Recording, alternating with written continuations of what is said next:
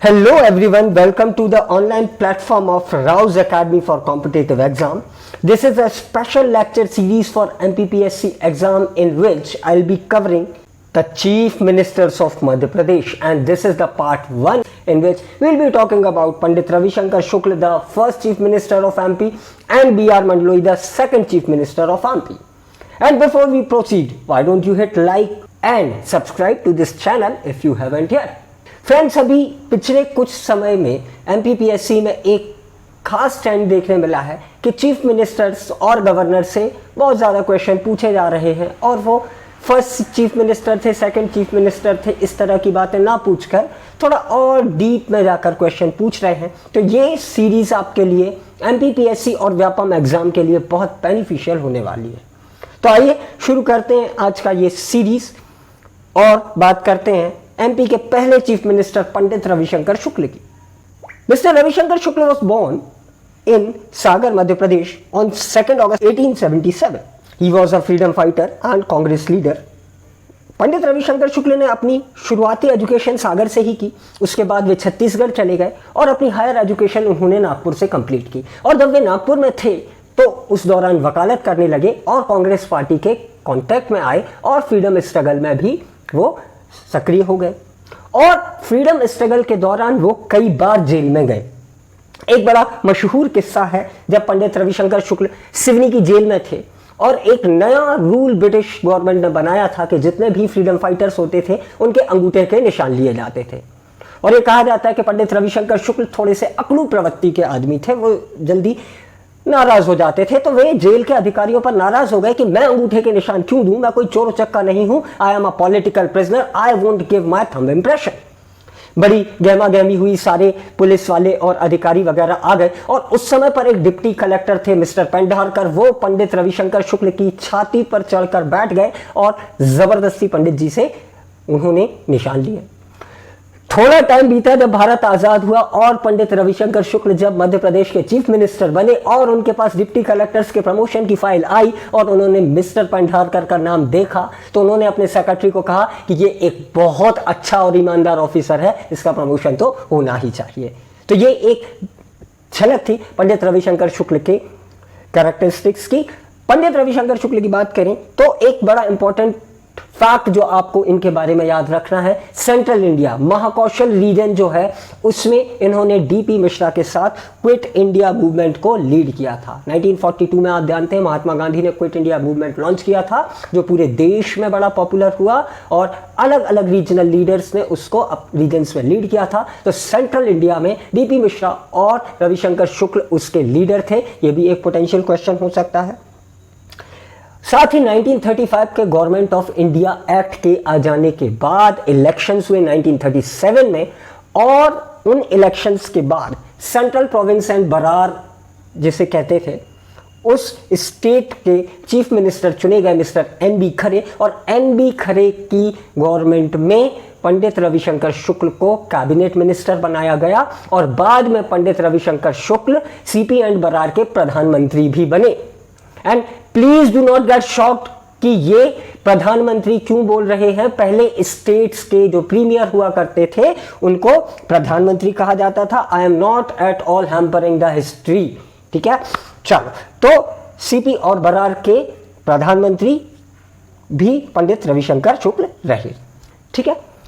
1956 में state reorganisation हुआ और एक नया स्टेट बना जिसका नाम पड़ा मध्य प्रदेश, जिसमें सीपी एंड बरार जिसकी कैपिटल नागपुर हुआ करती थी, विंध्य प्रदेश जिसकी कैपिटल रीवा हुआ करती थी, भोपाल स्टेट और मध्य भारत जिसकी कैपिटल ग्वालियर और इंदौर हुआ करती थी। 6-6 महीने के लिए इन सारे रीजन्स को जोड़कर एक प्रदेश बनाया गया जिसका नाम रखा गया मध्य प्रदेश। उस मध्य प्रदेश के पहले चीफ मिनिस्टर बने पंडित रविशंकर शुक्ल। ये आपका क्वेश्चन बन सकता है सीधा, एमपी के पहले चीफ मिनिस्टर का नाम क्या था? सो द आंसर इज पंडित रविशंकर शुक्ल, ठीक है।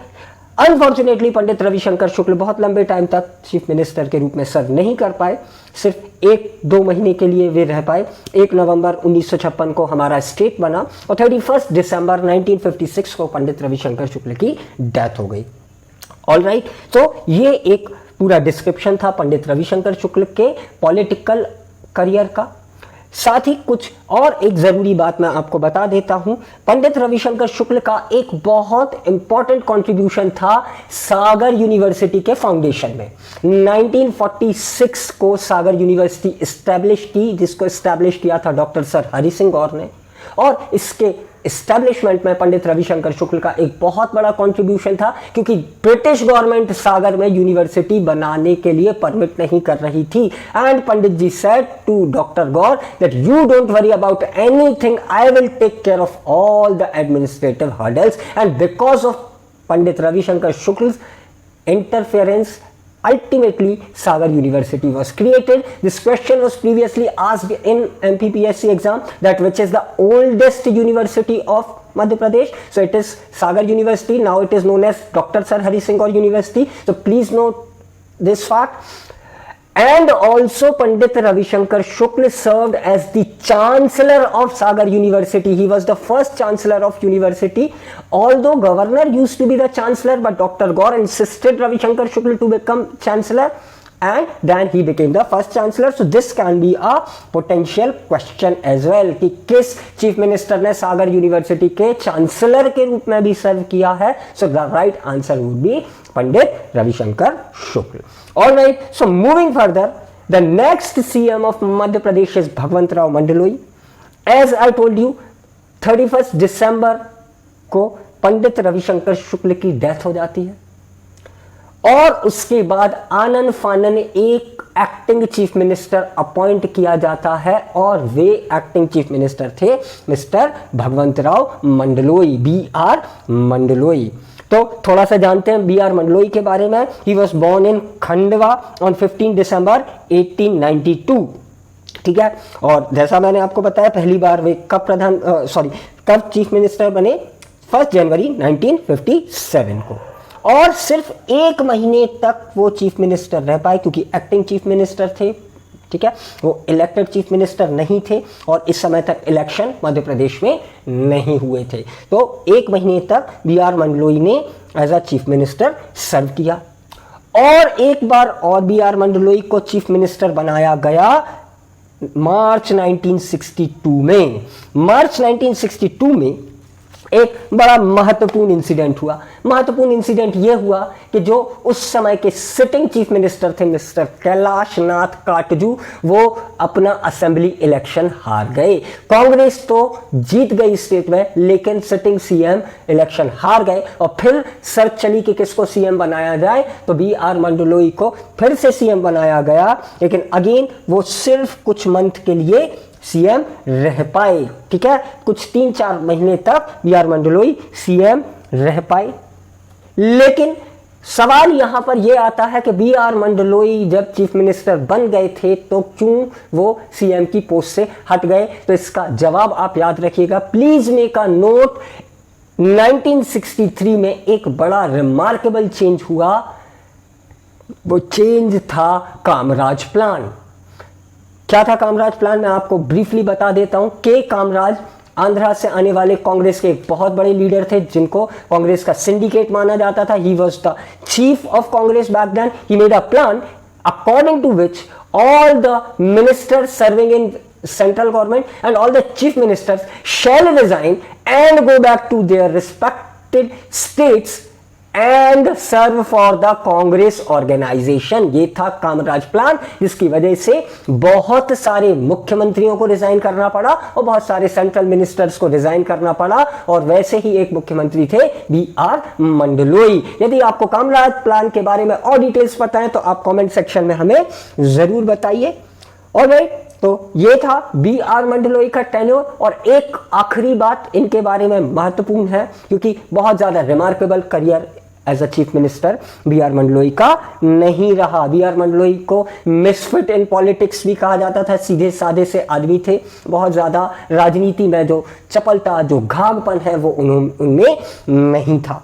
ठीक है, लास्टली जो बात आपको BR मंडलोई के बारे में याद रखनी है वो ये है कि इंदिरा गांधी ने उन्हें पद्म भूषण ऑनर से नवाजा था. ठीक है, पद्म भूषण आप जानते ही होंगे, 3rd हाईएस्ट सिविलियन अवार्ड है हमारा. Bharat Ratna, Padma Vibhushan, Padma Bhushan and Padmashri. So ladies and gentleman, ये थी हमारी इस सीरीज का पहला वीडियो जिसमें हमने रविशंकर शुक्ल और भगवंत राव मंडलोई के बारे में बात की। आगे के चीफ मिनिस्टर्स के बारे में जानने के लिए आप हमारे ऑनलाइन प्लेटफॉर्म्स पर जुड़े रहिए और अपने एमपीपीएससी और यूपीएससी की प्रिपरेशन को और ज्यादा गियर अप करने के लिए ज्वाइन कीजिए Rau's academy for competitive exam. Please do visit us in our campus which is situated in R26 Zone 2 opposite railway track, MP Nagar, Bhopal. Our classes for MPPSC are starting from 9th of July. So as I said, the seats are very limited. Do hurry up, register yourself, and thanks for watching this video. Do share this video with your fellow aspirants. Hit like button, comment your feedbacks or doubts if any, and press the subscribe button to never miss any update from our site. Also follow us on Facebook and Instagram. Our handles are written in the description as well as in the video.